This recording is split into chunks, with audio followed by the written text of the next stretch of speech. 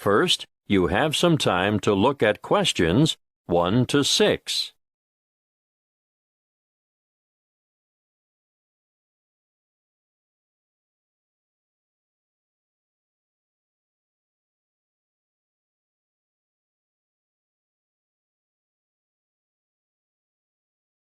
Now we shall begin. You should answer the questions as you listen, because you will not hear the recording a second time. Listen carefully and answer questions 1 to 6. Good afternoon. How can I help you? Good afternoon. I'd like to lodge a claim. Certainly. Name? Emily Jane Appleby. Appleby. That's an unusual name. Sorry, what did you say your first name was again? Emily Jane. Now, Miss Appleton, could you please fill in this claim form? I've never done that before. Can you help me? Yes, of course. The first part is for the claimant's details. Where do you live? At 1 Uranga Street, Durham. How do you spell Durham? Durham. Of course, I should know that. But it's just one of those names that sounds quite different from the way you spell it. It is confusing. I've seen it spelt with 2 R's. And what's the postcode for Durham? 4105. Good. And do you work? No, not at the moment. Okay, so no work number. What about a home phone number? Yes, I can give you that. It's 7848-3762. 7848? 3762. Right. Now, this part here is for the respondent's details. Who's the respondent? The individual person, company, or business that you're claiming against. Is the claim against a landlord, tenant, trader, or driver? Well, it's a company that sells home appliances. So that's trader, then. Just a moment while I write that down. ABC Appliances, actually. Oh, now this part is really important. If the respondent is a company, you must have the company's full and correct name and registered address. I've looked it up on the internet, and it's ABC Appliances Limited. Good. If we don't get this part absolutely right, you won't have a legal claim. And their registered address? Yes, I've got that written down here. Just a minute. It's, 17 Brown Avenue. That's in Barden, isn't it? I think I know the place. My wife bought a vacuum cleaner there last month. Yes, Barden. Have you got the postcode for Barden? It's really similar to mine. Wait a moment. I'd better make sure I get it right. 4065. That's it. And what's the telephone number for ABC Appliances? Oh, 7232-4681. Good. Got that. Now, in the third part of this form, we get to the actual goods or services that are in dispute. I assume you made a purchase from them. Yes, that's right. On the 3rd of February, 2011. And did the goods have any sort of guarantee or warranty? Yes, but only for 6 months. So it was just a 6-month warranty.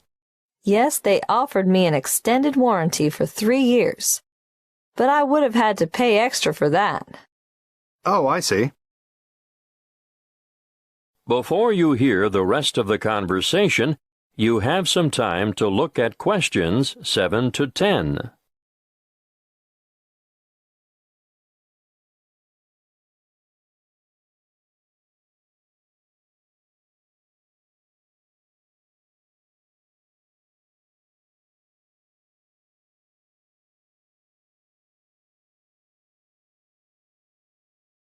Now listen and answer questions 7 to 10. You'll need to give a full description of the goods involved, the nature of the defect or fault, and any other relevant particulars. So, tell me, what did you buy? I bought a washing machine. Yes. But what brand, model, and serial number? The brand name was Mallard, and it was the Whisper model. Serial number, just a moment. I've got the warranty papers in my bag. Yes, here it is. Serial number XY303. Great. Now I need to know how much you agreed to pay. It cost £1,000. Did you trade in your old machine? Yes, as a matter of fact, I did. Okay. Now, what were you given for the trade-in? £250. So, in actual fact, the purchase price you agreed on was £750. That's right. And they delivered the goods 2 days later, on the 5th of March, and picked up the trade-in at the same time. Now, think carefully about this next question. What did the respondents say about the quality of the goods, or the way they would perform? The salesman who served me at the appliance shop said, "The Mallard Whisper model has a much shorter cycle, so it uses less power. Oh, and he added, and it will also use less water." Is that true? Well, partly. It does seem to use less water, but both the wash cycle and the rinse cycle go on for much longer than my old machine, so I don't see how it can use less electricity. But the sales assistant also said, "This model is whisper quiet." And is it? No, not at all. It's so noisy we can't hear the television in the next room.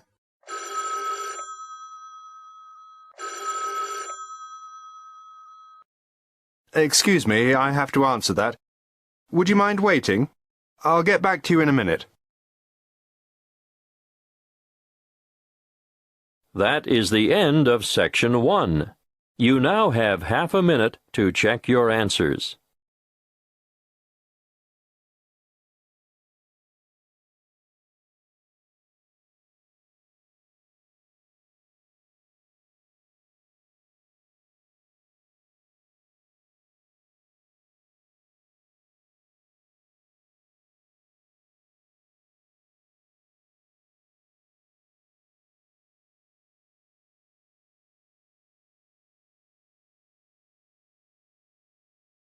Now turn to Section 2.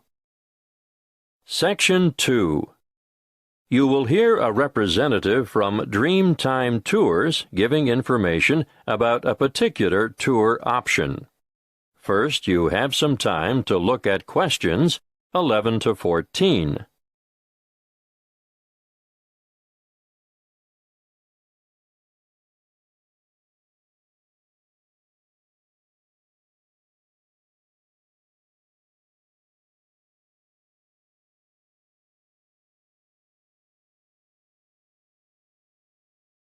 Listen carefully and answer questions 11 to 14. Dreamtime Tours have just the tour for you. The one I have chosen to talk to you about today is what I consider our best tour. It will take you from coast to mountain and back again. You'll spend a memorable and very comfortable day traveling in air-conditioned luxury. You'll see from our brochure that we have 4 pickup stops along the coast, and about 20 minutes after we pick up our last passenger for the day, we'll be stopping off briefly at a magnificent housing development, marina, and shopping complex. You'll be able to admire some of the most expensive and lavish houses on the coast. And here we'll take a quick walk around the waterfront. Now, despite its name, Hope Island, we can reach it without getting our feet wet or taking a boat ride. Hope Island is connected to the mainland by bridges. From there, we head inland to the beautiful Tambourine Mountain. You'll have time to browse in the many specialty shops, or you can sit and relax at a friendly outdoor cafe. We board the bus again and pass through an old timber milling town on our way to O'Reilly's Green Mountains. Once there, you might wish to venture across the famous Treetop Walk, which is a bridge suspended in the canopy of a rainforest. Definitely not for the faint-hearted. If you're not up to the excitement of this walk, or perhaps after you've done it, why not enjoy lunch on the balcony of O'Reilly's restaurant? Before we leave, you'll have time for a stroll through the botanical gardens, or perhaps you'd like to feed the beautiful parrots and other birds. We'll supply the birdseed. From O'Reilly's, we travel to an alpaca farm for a demonstration, and of course, there'll be a photo opportunity for you with these gorgeous animals before returning to the coach for the journey back to your original departure point. Before you hear the rest of the talk, you have some time to look at questions 15 to 20.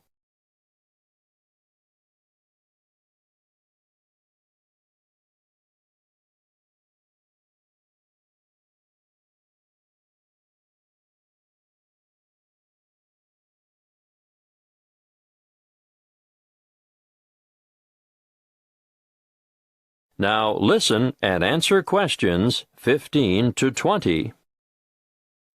If I've persuaded any of you to sign up for this tour, take a look at our Dreamtime Tours brochure.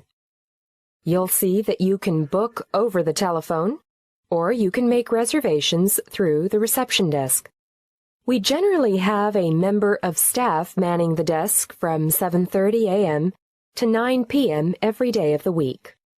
Don't hesitate to ask reception staff any questions that you might have about this tour or any other tour, and be sure to make it known if you have any special needs. We'll do our best to make your trip rewarding and worthwhile.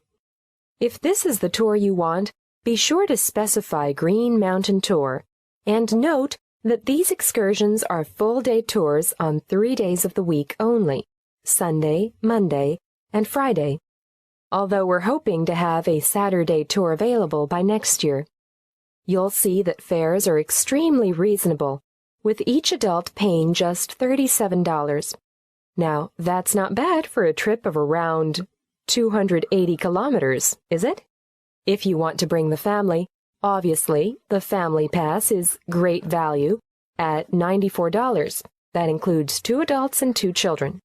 But if you're an older adult, over 65, in other words, a senior citizen, your fare is discounted too. You'll pay a bit less than the full adult rate. Please note the departure times. We adhere to these strictly. The coach will leave the southernmost point of Coolangatta at 10 to 8 sharp, travel through Burleigh, and on to Surfer's Paradise, which is our most popular pickup point, departing from there at 8:30 in the morning. At 8:45, we make our last pickup at Labrador. May I remind you to dress appropriately for the day? Ladies, no high heels, please. Comfortable walking shoes are what is required, and I always recommend that everyone takes a light jacket because the mountain air can be quite cool compared to the heat and humidity of the coastal regions. Oh, something else I should remind you of. The prices quoted in the brochure are just for coach travel, although we can arrange for a minibus to collect you from your accommodation and bring you to the departure point free of charge. If you want to avail yourself of this service, be sure to let the booking clerk know. You will need to bring along extra cash or a credit card to cover expenses such as optional side trips, food and drink, and, of course, entrance fees to the various attractions. Well, that's all I have time to tell you. If you have further inquiries, please use the phone number on the brochure. That is the end of Section 2. You now have half a minute to check your answers.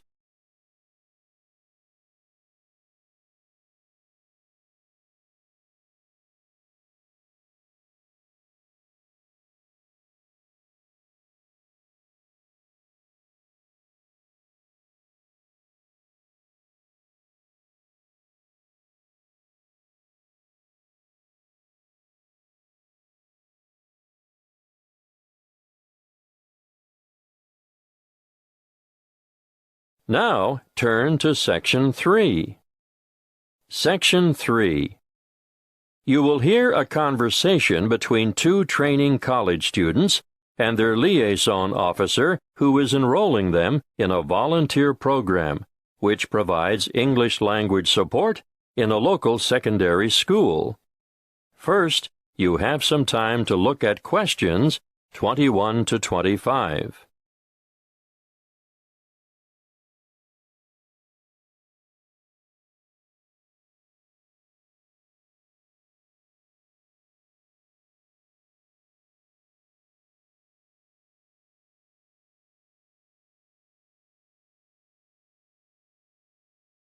Listen carefully and answer questions 21 to 25.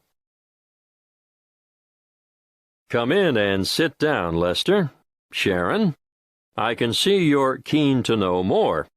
To start with, I'd just like to say that we value volunteers highly and recognize their importance and assistance in the provision of quality education.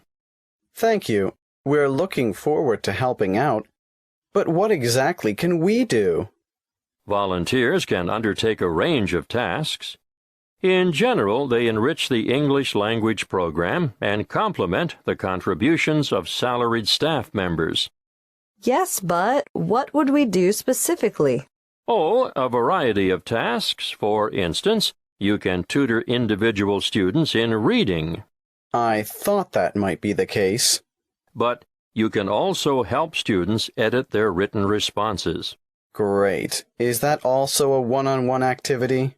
Oh, yes, definitely. But volunteers are also called on to assist in designated classes. And what exactly would we do there? Well, it depends on the class, of course, but usually you take on the role of an assistant. A teacher's assistant. Yes, that's it. Sounds like fun and good preparation for our own careers. Then, an enormous area of assistance is developing students' organizational skills. Yes, I can imagine that's why some of them are struggling in the first place. There's also the special needs unit. They always need volunteers there. But we have no training in special needs. That's not necessary. These students just really appreciate having any extra attention. Sometimes help with the simplest things, like holding a pen correctly. Well, that's something all able-bodied students should learn. I've noticed some of the strangest pen grips amongst my peers, and I'm sure they must end up with sore hand or shoulder muscles at the end of the day. Yes, I'm sure you're right. The other task I'd like you two to help out with is encouraging and improving the students' work ethic. Oh, I can't imagine that'll be easy. No, but it is important, and I can give you some training in that field. That'll be good. I should also point out that you'll be working alongside quality teachers at times who are not only caring role models, but excellent motivators. Well, we should learn a lot from them. Yes, the teachers you'll be assigned to are innovative and very responsive to the different needs of individual students. If that's true, they must be adept at a variety of teaching styles. Quite right. You know, part of my mission is to forge close partnerships between experienced teachers and trainees like yourselves. As far as I can see, everyone has something to gain from the exchange of information and skills, not just the students you're helping. Before you hear the rest of the conversation, you have some time to look at questions 26 to 30.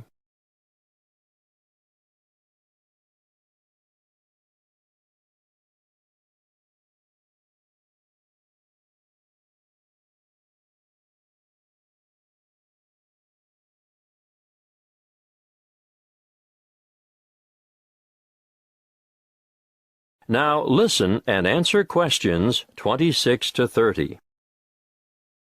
There are a number of interesting developments going on at the moment, and I've chosen you two because of your varied academic backgrounds. Now you, Sharon. I majored in business studies before I came to Teachers Training College. Yes, exactly. Well, I've always been more interested in science. Marine biology in particular.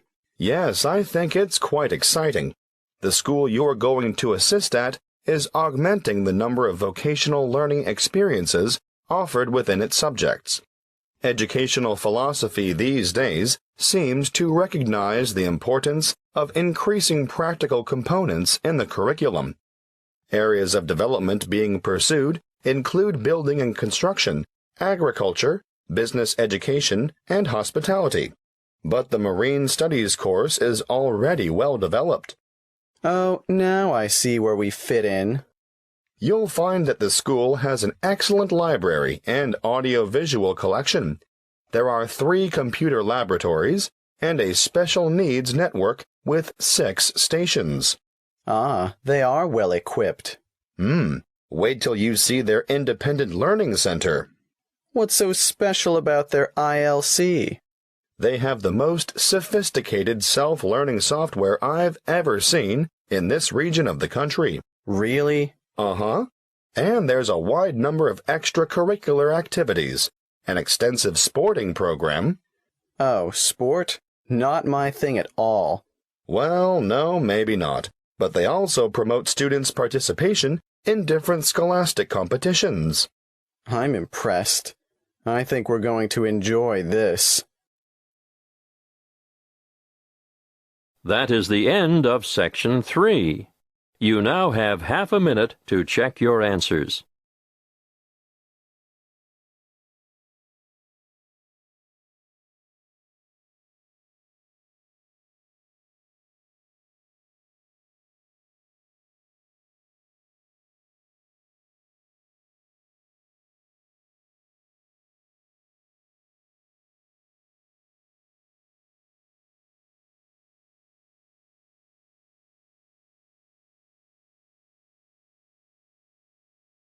Now turn to Section 4.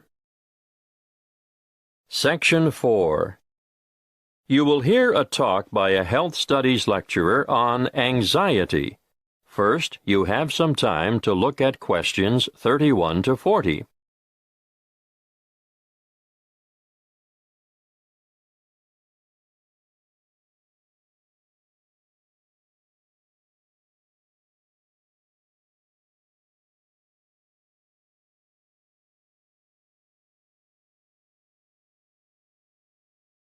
Listen carefully and answer questions 31 to 40. My talk today is on anxiety. Anxiety is something you've all experienced at some time in your life, so you'll know that it's an emotional condition in which feelings of dread, fear, and mental agitation predominate. However, what we call an anxiety state or anxiety neurosis or phobic state, they all mean the same thing, is characterized by anxiety reactions far greater than those normally expected for the circumstances, and these reactions may be severe and prolonged. This is the most common form of neurosis in westernized countries. Usually, normal anxiety decreases with repeated exposure to the feared situation, whereas a neurotic anxiety tends to increase. Gradually, the person is inclined to avoid the feared situation and views it with increasing dread. Sometimes there may be an inherited tendency for this, but usually environmental issues are more important. The individual may have been a worrier throughout life, and a stressful condition, just before symptoms set in, is common. Often there is a gradual build-up of anxiety, possibly for weeks or months before the ultimate break occurs. The precipitating cause is usually one of great significance to the patient, often related to personal events, such as bereavement, a breakup, threats to career, health, or personal integrity. What are the symptoms of phobia? Well, phobic states often develop into severe, crippling challenges that can be very difficult to overcome. The person develops a fear of certain situations. It's not uncommon to have one or more of these present at the same time.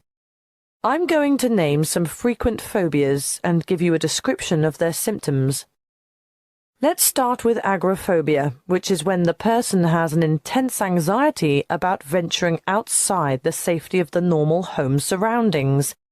It may be impossible for this person to ever go out alone. Their fear of public or open spaces is completely irrational, and they often end up leading very secluded lives. Claustrophobia, on the other hand, is a morbid fear of closed-in areas or places. If you see me taking the stairs instead of the lift, think about it. Am I trying to get more exercise, or am I trying to avoid the confined interior of the lift? And I'm sure you all know people who are afraid of flying. Sometimes it's the fear of being enclosed in the aeroplane itself, and you can imagine how the cramped confines of airline toilets are really bad news for these sufferers. Now I'll move on to discuss social phobia, which, believe it or not, is more common in men. It's an acute anxiety that develops when they are in the presence of others. They feel self-conscious, apprehensive, and embarrassed. If attention, real or imagined, is focused on the sufferer, he becomes uneasy and may blush, stammer, or stutter. Some sufferers even develop tremors, shaking or trembling movements of a part or parts of the body. Or another very common sign of their extreme discomfort is that they perspire profusely on their palms, under their arms, or on their feet. That brings me to the last one that I want to mention today, and that is single phobia. And no, it's not a fear of lifelong bachelorhood. This one is actually precipitated by an acute aversion to dogs, cats, spiders. You may have heard of the term arachnophobia. Well, it applies specifically to spiders, but any single thing can basically cause a strong aversion. Snakes, frogs, mice, or rats, for instance. I can assure you the list is unlimited. You name it, and someone is sure to have a phobia about it. Some people are terrified of the dark, for example, and I'm not talking about young children here. You'd be surprised how many adults are afflicted in this way. Well, I see our time is up. Next week I'll go into some of the treatments and therapies for phobias that have been used over the ages, and some of the relatively new drugs that have recently come on the scene. That is the end of Section 4. You now have half a minute to check your answers.